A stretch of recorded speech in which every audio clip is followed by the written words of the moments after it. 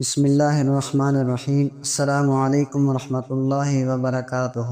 محترم ناظرین، کربلا کا میدان جہاں امام حسین علیہ السلام اور ان کے ساتھیوں نے حق اور صداقت کی خاطر اپنی جانوں کا نذرانہ پیش کیا، تاریخ اسلام کا سب سے دردناک اور عبرت آموز باب ہے۔ اس عظیم قربانی کے بعد قافلہ اہل بیت، جس میں خواتین، بچے اور امام زین العابدین علیہ السلام شامل تھے، یزیدی فوج کے ظلم کا سامنا کرتے ہوئے قید کے عالم میں کوفہ اور پھر شام لے جا گئے۔ امام زین العابدین علیہ السلام اس وقت شدید بیمار تھے، مگر اس کے باوجود انہوں نے دین اسلام کی سربلندی کے لیے صبر، حوصلے اور علم کے ذریعے اپنی ذمہ داری نبھائی۔ جب اہل بیت کا یہ قافلہ شام سے واپس مدینے آیا تو راستے بھر لوگ روتے، تعزیت کرتے اور ظلم کی شدت سن کر لرز جاتے۔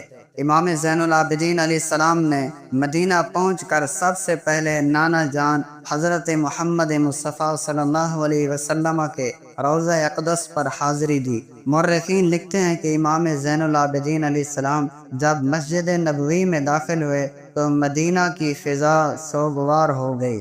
وہ روضہ رسول صلی اللہ علیہ وسلم کے سامنے آئے، کپ کپاتی آواز میں عرض کیا، یا جدی، السلام علیکہ یا رسول اللہ، میں آپ کا بیٹا حسین بن علی کا بیٹا ہوں، قافلہ شہداء کا وارث ہوں۔ میں وہ ہوں جسے آپ کے بعد آپ کی امت نے قید کر دیا، جس کے باپ کو بے دردی سے ذبح کیا گیا۔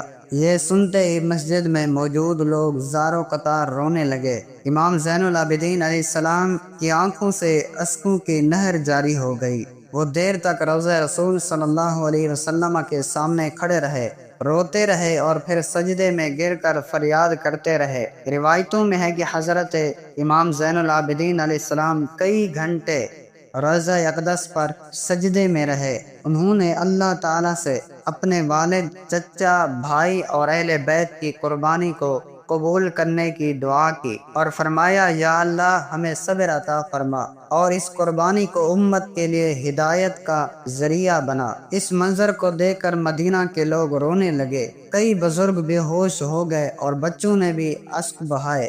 اہل مدینہ نے جب سنا کہ امام حسین علیہ السلام اور ان کے ساتھی شہید کر دیے گئے اور اہل بیت کو قید کر کے درباروں میں گھمایا گیا تو مدینہ میں کوہرام مچ گیا۔ اس دن میں مدینہ میں ویسا سوگ منایا گیا جیسا نبی کریم صلی اللہ علیہ وسلم کی وفات پر ہوا تھا۔ امام زین العابدین علیہ السلام کی زبان پر مسلسل قرآن کی آیات تھیں۔ وہ ہر موقع پر صبر اور شکر کا درس دیتے، لوگوں کو دین سے جوڑتے اور نانا جان کے دین کو زندہ رکھنے کی سعی کرتے۔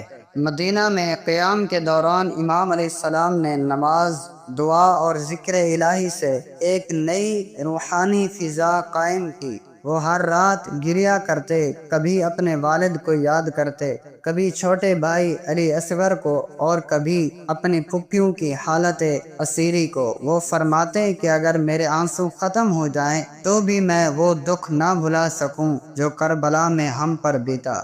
امام زین العابدین علیہ السلام کی سیرت ہمیں یہ درس دیتی ہے کہ ظلم پر خاموشی گناہ ہے اور حق کی خاطر قربانی دینا ہی اصل کامیابی ہے۔ انہوں نے بغیر تلوار اٹھائے امت کو جھنجھوڑ کر رکھ دیا۔ ان کا ہر عمل، ہر دعا، ہر آنسو امت کے لیے ہدایت کا چراغ ہے۔ آج بھی اگر ہم ان کی دعاؤں کا مطالعہ کریں تو ہمارے دل نرم ہو جائیں، ہماری آنکھیں نم ہو جائیں۔